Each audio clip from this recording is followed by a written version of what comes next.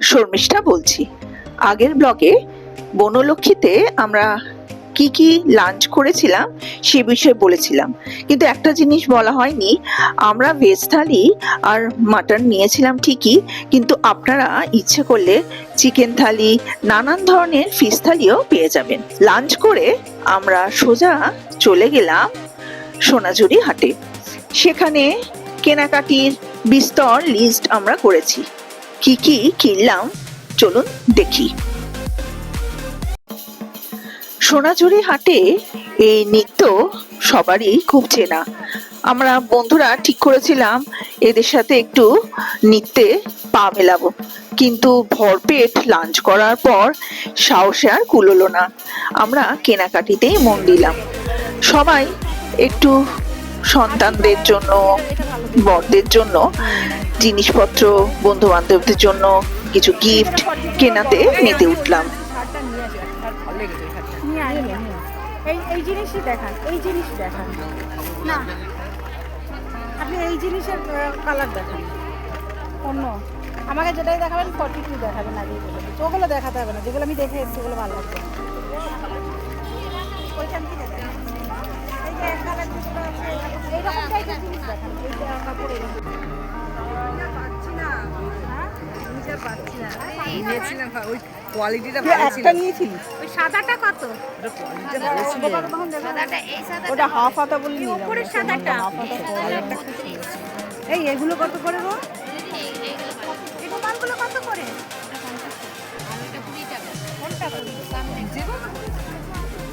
এগুলো আমরা নেব কয়েকটা, না একটু দাম করো।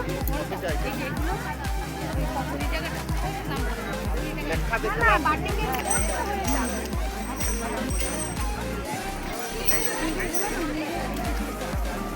তোকে দোকানে গিয়ে ফিটিংস করতে হবে।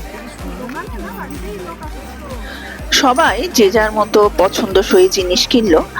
আমি কিনলাম ব্যাগ, একটা মেয়ের ড্রেস কিনলাম, আর কিনলাম কিছু রুমাল, একটা স্টোল কিনলাম। এরকম টুকিটাকি জিনিস কিনলাম। অন্য একটি ব্লগে আপনাদের কি কি কিনলাম সেগুলো দেখাবো।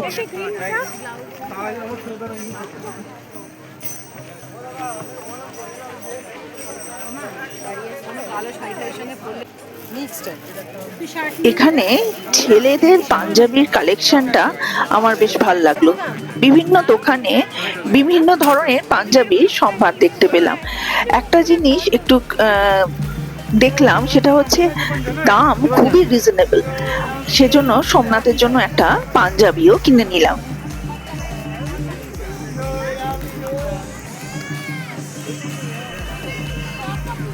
ইঁদুরগুলো দেখ, ইঁদুরগুলোকে দেখ।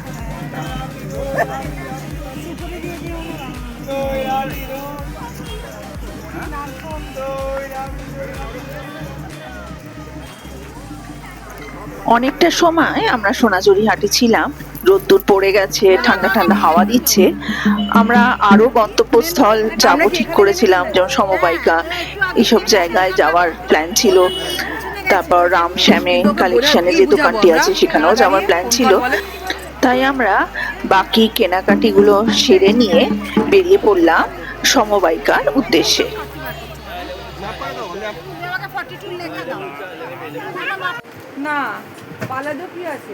আমরা সমবায়িকায় চলে এলাম, কিন্তু সমবায়িকার জিনিসপত্র যা দেখলাম তার থেকে সোনাঝুরি হাটের কালেকশন অনেক বেশি ভালো এবং রিজনেবল আমার মতে। আর আরেকটা জিনিস আমার বলা উচিত কিনা জানি না, কিন্তু সমবায়িকায় যারা দোকানে ছিলেন তারা কিন্তু খুব গুরুত্ব সহকারে, যে যারা আসছিলেন তাদের দেখানো বলুন, অ্যাটেনশন দেওয়া বলুন, কিছুই করছিলেন না। এটা আমাদের বেশ খারাপ লাগলো দেখে। সমবায়িকার পাশেই একটি ওষুধের দোকান আছে। এখানে একটি আজব ঘটনার সাক্ষী হলাম। আমরা জানি লাল জামা পরলে ষাঁড় গরু নাকি তাড়া করে, ছোটবেলা থেকে যেটা জেনে এসছি। এখানে আজব কাণ্ডটা কি দেখুন। আমরা এই বিরল ঘটনার সাক্ষী হয়ে এগোলাম বাকি জিনিসপত্র কিনবো বলে। এবার ওখানকার লোকাল যে দোকান আছে সেই দোকানে হানা দিলাম। অনেকক্ষণ ধরে আমরা হাঁটাহাঁটি করছি, তাই একটু ক্লান্ত। দাদা একটু বড় ভাঁড়ে দিন না দাদা, ওইটুকুনি চা খেয়ে কি মন ভরে? বিকেলে চাটা খেতেই হবে, সবারই প্রায় মাথা ধরেছে। সামনে দেখতে পেলাম ভবানীদার চায়ের দোকান। এখানে যদি আসেন তো এই ভবানীদার চায়ের দোকানে একবার ঢু মারবেন, চাটা কিন্তু দারুণ করেন।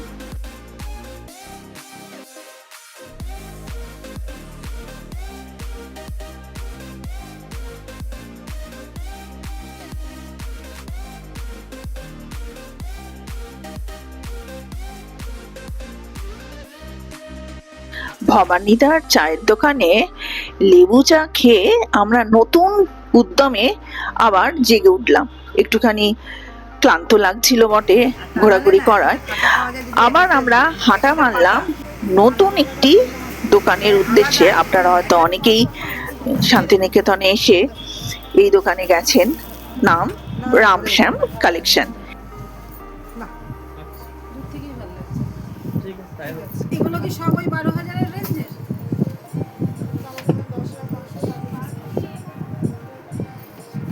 মো কোনটা নিলি রে? হ্যালো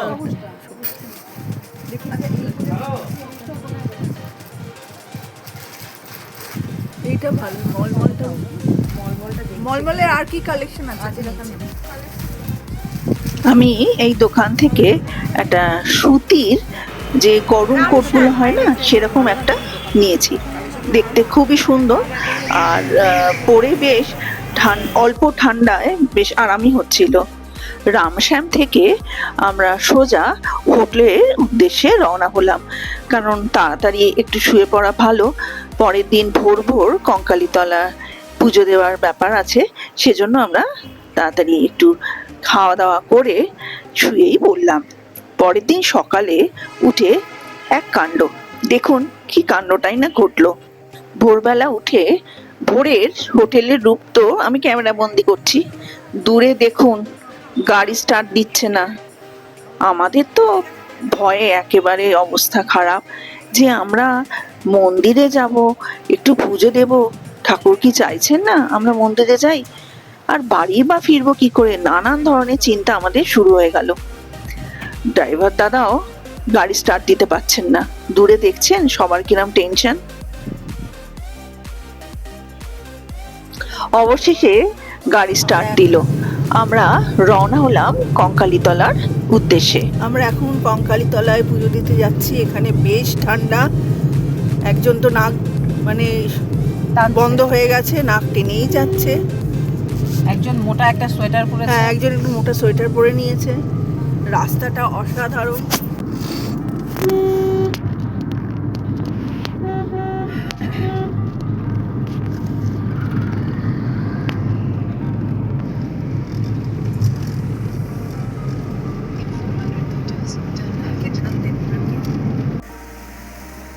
আমরা কঙ্কালীতলায় মায়ের মন্দিরে পৌঁছে গেলাম। ঠান্ডা বেশ, আর গোপা একটু শীত কাতুরে, সে তো শাল জড়াতে শুরু করে দিয়েছে। আমরা প্রথমে গেলাম পুজোর ডালি কিনতে।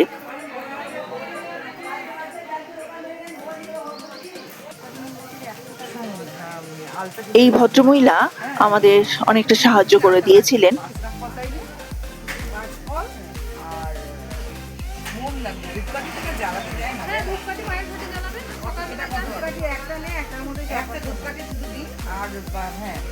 আর বাজফল দিয়ে দিই, 5টা ফল মন্ডাটা না কম করে দেওয়া যায়, মন্ডাটা ঠিক মানে একটার মধ্যে কটা করে ওই বাতাস আছে 7টা করে, আর জোড়া ওই যেটা হয় সেটা। ফল মিষ্টিও দিতেই হবে, তাই দিই। আচ্ছা, আলতাটা কমালে কত টাকা কম? আলতাটা সিঁদুরের ওই আলতাটা কমিয়ে দেবো। হ্যাঁ, আপনাকে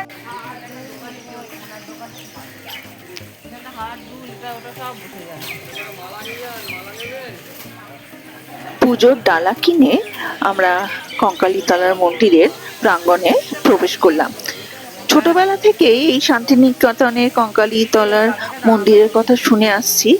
প্রথম আমি এই মন্দিরে আসছি, সেজন্য বোধহয় আমার ভালো লাগাটা অনেকটা বেশি। বাকি 3জন বন্ধু তারা অনেকবারই এই মন্দির প্রাঙ্গণে এসে ঘুরে গেছে। মন্দিরের চারপাশে সাধারণত অতিরিক্ত জাঁকজমক নেই। মাটির গন্ধ, লাল মাটি আর প্রকৃতির শান্ত সৌন্দর্যই এই জায়গার আসল আকর্ষণ। উৎসবের সময় মন্দির প্রাঙ্গণ ভক্তদের ভিড় বেশ চোখে পড়ার মতো নাকি থাকে।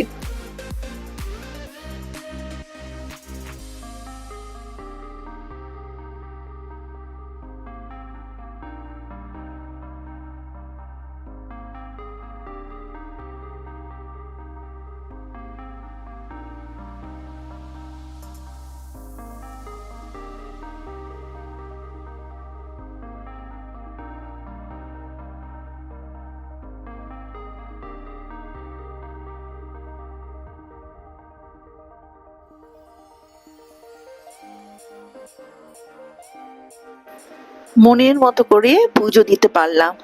ভোর ভোর গেছি বলে একদম ফাঁকাই ছিল। তারপর মন্দিরের পেছনে আমরা চলে গেলাম কোপাই নদী দেখবার উদ্দেশ্যে। মন্দিরের এই জায়গাটি খুব শান্ত।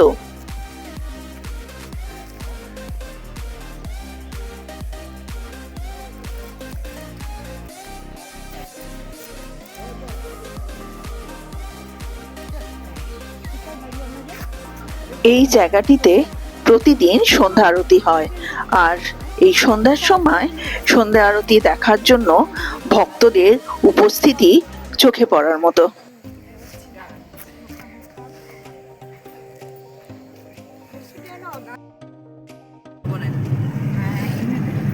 কঙ্কালীতলায় পুজো দিয়ে আমরা চলে গেলাম নদীর ধারে একটি শান্ত প্রকৃতির শোভা উপভোগ করার জন্য।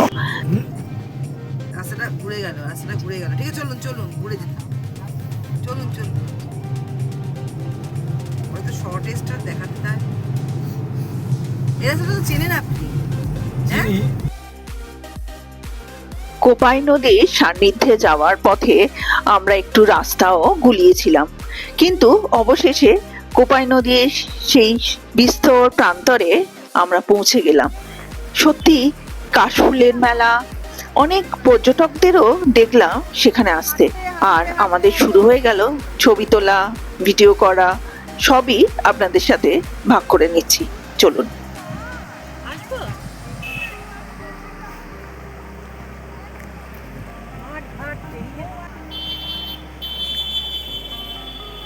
এই দূরে কত কাশফুল রে, দূরে কত কাশফুল দেখ।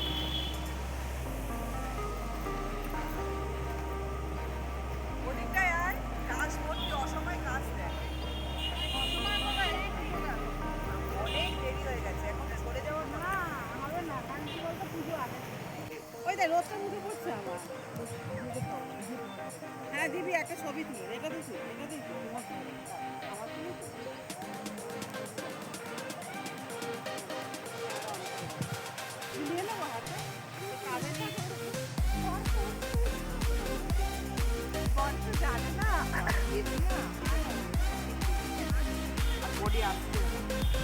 দেখছেন আমরা কিরম ফটোগ্রাফারদের মতো ছবিও তুলছি, রিলও করছি, যেন এক একজন নিজেদেরকে মডেলই মনে করছি।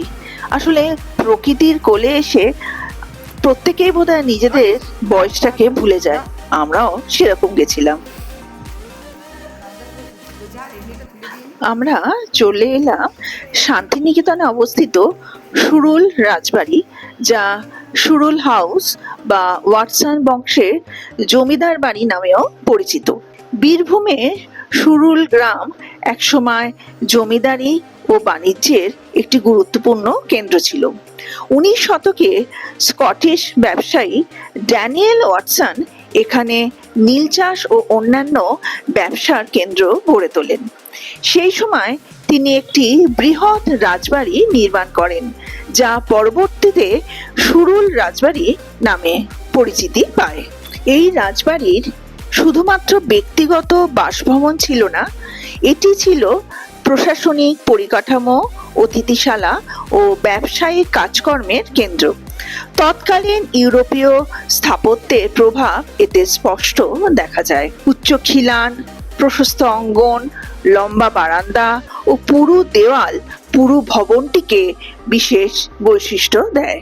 পরে রবীন্দ্রনাথ ঠাকুরের শান্তিনিকেতন গড়ে ওঠার পর সুরুল রাজবাড়ি আশেপাশে অঞ্চলে সাংস্কৃতিক ও শিক্ষাগত উন্নয়নের সাক্ষী হয়ে থাকে। সময়ের সঙ্গে সঙ্গে জমিদারি ব্যবস্থা ও নীল চাষের যুগ শেষ হয়ে গেলে রাজবাড়ির গুরুত্ব কমে যায়।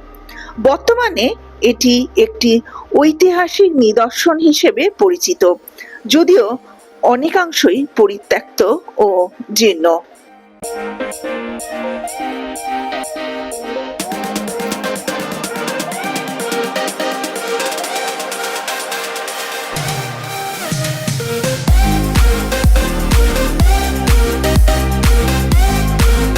বাড়িতে আমাদের কিছু ছবি তুলে নিয়ে আমরা রওনা হলাম আমার কুঠির নামক স্থানে। এখানে প্রবেশ করতে না করতেই দেখলাম বাউল গানে মেতে উঠেছে পুরো পরিবেশ।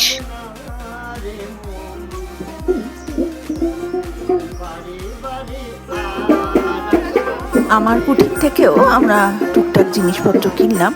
গামছাগুলো এখানে বেশ ভালো দেখলাম, সেজন্য গামছা রুমাল এখান থেকেই কিনে নিলাম।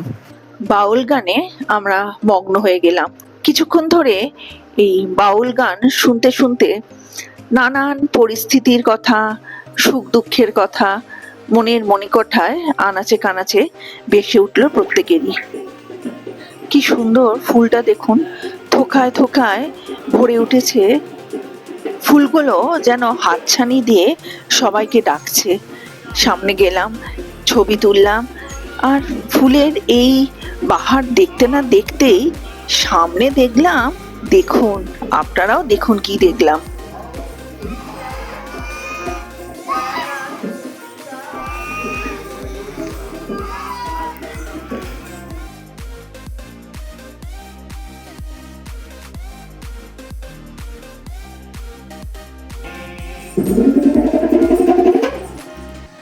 মিলন হবে কত দিনে, মিলন হবে কত দিনে, আমার মনের মানুষের।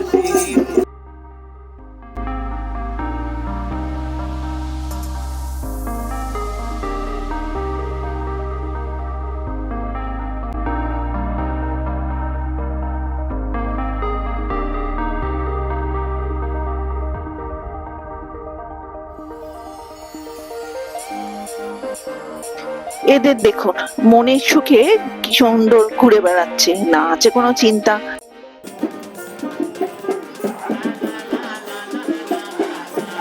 আমার কুঠিরই হচ্ছে আমাদের শেষ গন্তব্যস্থল শান্তিনিকেতনের। এবার আমাদের ফিরতে হবে কলকাতায়। এই জায়গাটি আমার কুঠিরের একটি হিডেন জায়গা। রূপ আর মৌ আমাদের এখানে নিয়ে গেল। লোকজন বিশেষ নেই, কিন্তু যত সামনে গেলাম দেখলাম অপরূপ এক সৌন্দর্য। কাশফুলে ভর্তি হয়ে যাচ্ছে নদীর ওপারে। ফাইনালি এবার কলকাতায় যাওয়ার জন্য তৈরি হলাম। গাড়ি ছাড়লো। কলকাতার উদ্দেশ্যে যত এগোচ্ছি মনটা তত ভারাক্রান্ত হয়ে যাচ্ছে। একটা দিন কিভাবে চোখের পলকে আমরা পার করে ফেললাম। সুন্দর মুহূর্তগুলো এভাবেই বোধহয় তাড়াতাড়ি কেটে যায়। শক্তিগড়ে দাঁড়িয়েছিলাম টুকটাক কিছু খাবার জন্য। ল্যাংচা কুঠির নামক একটি মিষ্টির দোকানে গেলাম। বাড়ির জন্য সবাই কিছু না কিছু মিষ্টি কিনলাম এবং খেলাম। আজ তাহলে আসি, আবার আসবো আরেকটি নতুন ব্লগ নিয়ে। সাবস্ক্রাইব করবেন কিন্তু, পাশে থাকবেন, সাথে থাকবেন, খুশিতে থাকবেন। ভাইফোঁটার খাওয়া দাওয়ার ব্লগ নিয়ে আসছি। নমস্কার।